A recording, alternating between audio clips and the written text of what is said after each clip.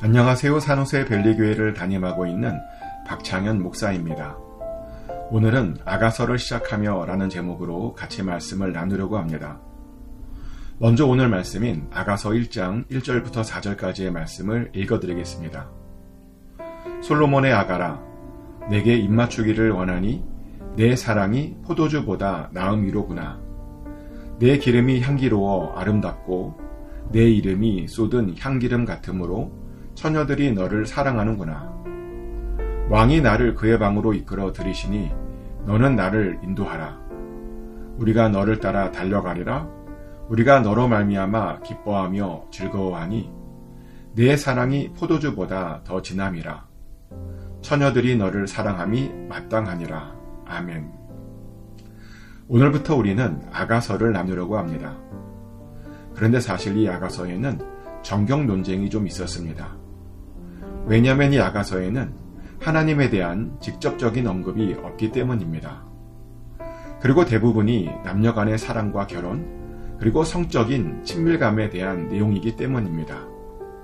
그래서 유대 공동체는 이 아가서를 성경으로 인정할지 말 건지에 대해서 많은 고민을 했었습니다.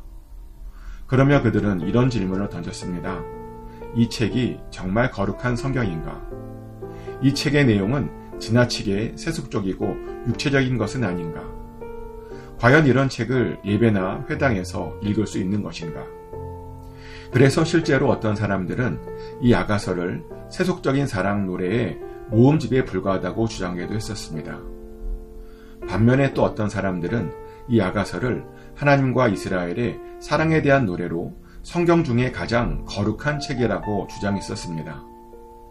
그러며 성경은 모두 거룩하지만 이 아가서는 지성소이다 라는 주장도 했었습니다. 그런데 놀라운 것은 그런 주장이 사람들을 설득시켰다는 겁니다. 그래서 사람들은 이 아가서에 나오는 신랑을 하나님으로 보고 신부는 이스라엘로 보게 되었습니다.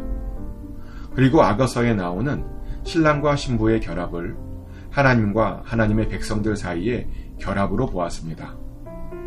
그리고 한층 더 나아가 사람들은 이 아가서를 결혼과 사랑에 대한 신학적인 답을 줄 수도 있는 책으로 보았습니다. 그들은 말하기를 결혼과 성적 사랑은 죄악이 아니랍니다. 그 모든 것들은 창조의 질서 안에서 하나님께서 주신 선한 선물이랍니다. 그러면서 이 책은 금욕주의로 흐르던 분위기를 바꾸는데 아주 큰 역할을 했었습니다. 그러자 이 아가서는 6월절마다 읽는 책이 되었습니다. 이 아가서를 왜 6월절마다 읽었냐면 6월절 사건과 아가서에 나오는 이야기에 어떤 공통점이 있다고 생각했기 때문입니다. 6월절은 하나님께서 이스라엘을 구원한 사건이죠. 그런데 그 사건을 신랑이 신부를 구원한 사건으로 본 겁니다. 그래서 이스라엘은 전통적으로 이 아가서를 6월절마다 읽었습니다. 그래서 이 아가서를 읽을 때는 그런 관점으로 읽어야 합니다. 그래야 제대로 읽는 것입니다. 자, 그럼 본격적으로 이 아가서를 나누어 보죠. 아가서 1장 1절은 이 이야기가 솔로몬의 아가라고 소개합니다. 즉 솔로몬이 누군가를 사랑해서 쓴 글이라는 뜻입니다. 그런데 그렇다고 이 아가서에 나오는 나를 무조건 솔로몬으로 해석하시면 안 됩니다. 사실 이 아가서는 남자와 여자가 번갈아가며 노래하는 형식으로 되어 있습니다. 실제로 1장 2절부터 7절까지는 여자가 남자를 향해 노래하는 것입니다. 그래서 거기에 나오는 나를 솔로몬으로 보면 안 됩니다. 거기에 나오는 나는 솔로몬의 연인입니다. 그런데 조금 전에도 말씀드렸다시피 여기에서 나오는 여인은 하나님의 백성이죠. 즉 2절부터 7절까지는 하나님의 백성이 하나님을 향해 노래하는 것으로 봐야 합니다. 그래서 2절과 3절의 말씀 같은 경우는 이렇게 번역해야 합니다. 우리가 하나님께 입맞추기를 원합니다. 하나님의 사랑이 포도주보다 훨씬 좋습니다. 하나님의 기름이 향기로워서 아름답습니다. 그래서 모든 사람들이 하나님을 사랑합니다. 이렇게 번역하고 나니 정말 이것이 하나님과 하나님의 백성 사이의 사랑 고백처럼 들립니다. 그래서 아가서는 이렇게 해석하고 이렇게 읽어야 한다는 것입니다. 그래서 그런 관점으로 오늘 본문을 다시 보면 우리의 눈에 보이는 문장이 하나 있습니다. 이 여인은 자신을 검다고 말합니다.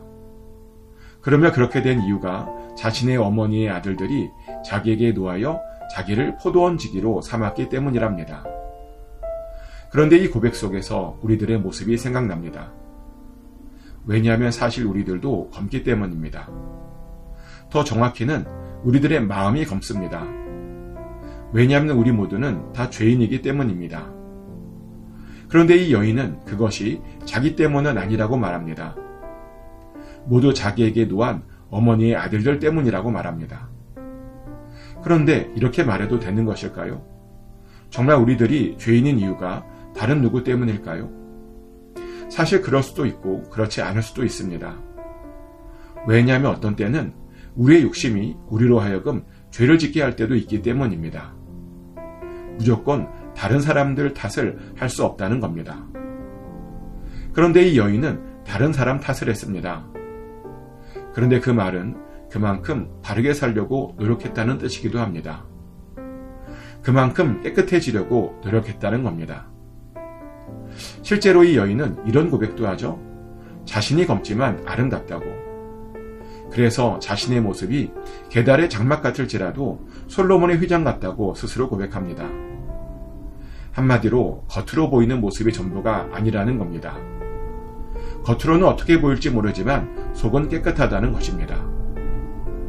그런데 이 고백은 자신이 자신을 검게 만들었다면 도저히 할 수 없는 고백입니다. 자신이 최선을 다하지 않았다면 절대로 할 수 없는 고백입니다. 그래서 사실 우리들도 이런 고백을 할 수 있어야 됩니다. 검지만 적어도 나의 욕심으로 검게 되었다는 말은 하지 말아야 합니다. 그리고 그러려면 검지 않으려고 최선을 다해 노력해야 됩니다. 그리고 당연히 그래야 하는 이유는 우리의 신랑이 우리를 기다리고 있기 때문입니다. 그래서 그 신랑에게 잘 보여야 하기 때문입니다. 물론 우리의 신랑 되신 예수님께서는 그럼에도 불구하고 우리들을 품어주시겠죠. 그리고 실제로 아가서 1장을 계속 읽다 보면 그 신랑이 그렇게 검게 된 여인에게 이런 말도 합니다. 내 마음으로 사랑하는 자야 라고 말이죠. 여인 중에 어여쁜 자라는 말도 했습니다. 이렇게 예수님께서는 그럼에도 불구하고 우리들을 사랑해 주십니다. 그런데 그 말이 계속 검게 있어도 된다는 말은 아닙니다. 계속 남탓만 하고 있어도 된다는 말은 아닙니다. 검지 않으려고 꾸며야 합니다. 그리고 깨끗한 모습으로 주님께 나와야 합니다. 그것이 주님께 사랑받는 자들이 마땅히 해야 하는 일입니다. 축복하는 것은 우리를 사랑하시는 그 주님 앞에 항상 깨끗한 모습으로 나오시길 축복합니다. 그래서 주님의 사랑을 더욱더 받으시는 저와 여러분 되시기를 예수 그리스도 이름으로 축복합니다.